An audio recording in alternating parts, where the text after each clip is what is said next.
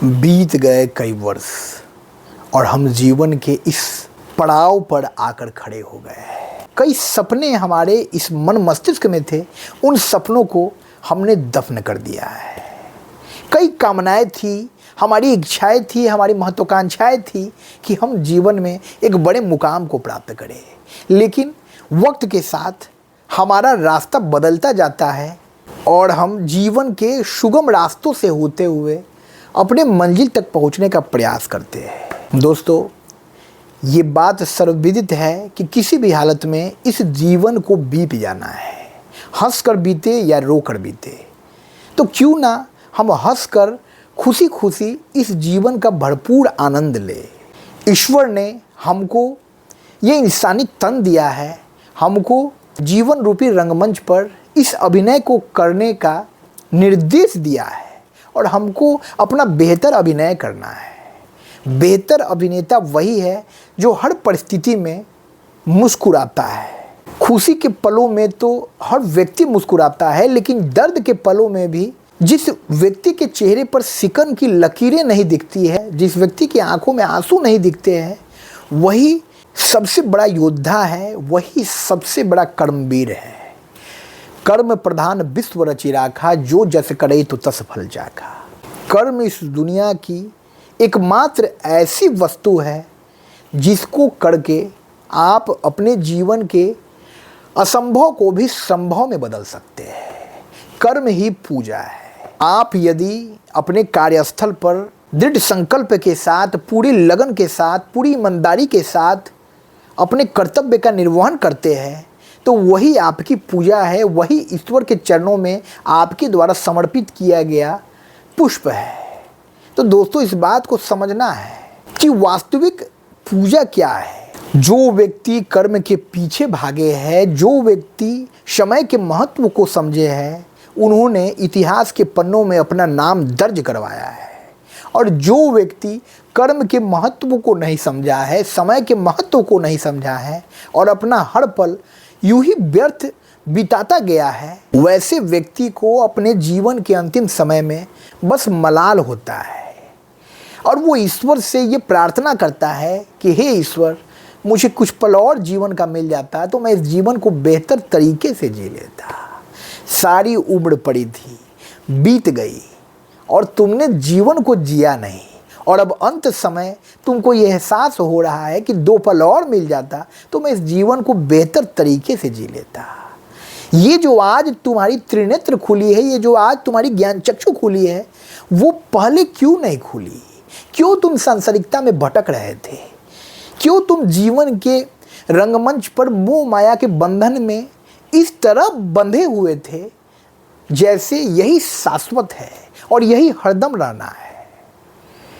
हम जीवन के यथार्थ से भलीभांति परिचित होते हैं, लेकिन हम अपने मन को बहलाते हैं, हम अपने मन को समझाते हैं और हम अपने मन को उन बातों की ओर केंद्रित नहीं करना चाहते हैं जो हमारे मोह को भंग करते हैं।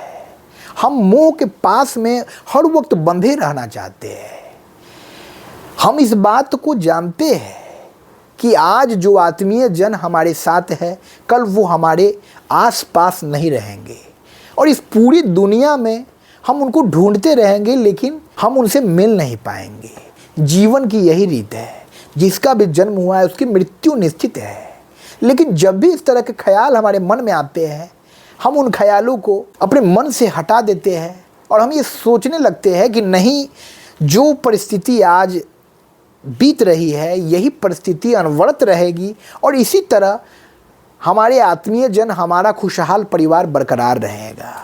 दोस्तों, ये प्रकृति का नियम है। सुख के बाद दुख का आना है, धूप के बाद छाँव का आना है, रात के बाद दिन का आना है। और जो व्यक्ति जीवन के इस चक्र को समझ लिया वो कर्म योगी हो गया और वो जीवन की हर परिस्थिति में मुस्कुराता खिलखिलाता रहता है। कई लोग उसको पागल भी कह सकते हैं, लेकिन ये उसका पागलपन नहीं है।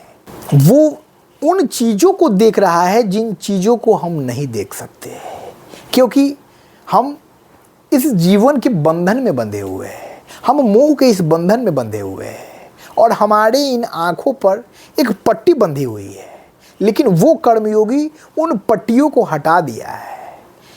अब वो मुक्त होकर जीता है। उसके मन में कोई चिंता नहीं है, उसके मन में कोई फिक्र नहीं है। वो मतवाला बेसुध है। वो अपना गीत इस पूरी दुनिया को सुनाना चाहता है। उसको परवाह नहीं है कि मेरा गीत किसी को पसंद आएगा या नहीं आएगा, लेकिन मुझे ये जन्म मिला है, मुझे ये जीवन मिला है और मैं इस जीवन को अपने हिसाब से जीऊँगा, अपने तरीक़ों से जीऊँगा। किसी दूसरे के कहने से मैं अपने जीवन शैली को बदलूँगा नहीं। मैं अच्छा हूँ, मैं बुरा हूँ, मैं जैसा हूँ, मैं अपने लिए सही हूँ। और जब इंसान इस बात को मान लेता है तो फिर वो किसी के सामने अच्छा बनने का प्रयास नहीं करता है। और जब इंसान अच्छा बनने का प्रयास नहीं करता है तो वो एक अबोध बालक की तरह व्यवहार परिलक्षित करने लगता है। दोस्तों, आज न कल इस जीवन का अवसान हो जाना है, मिट्टी के स्तन को मिट्टी में मिल जाना है, तो क्यों व्यर्थ सांसारिकता की ओर आप भटक रहे हैं। ये सांसारिक वस्तुएं इस संसार के लिए ज़रूरी है, लेकिन हमको इस संसार के बाद के सफ़र को भी तय करना है।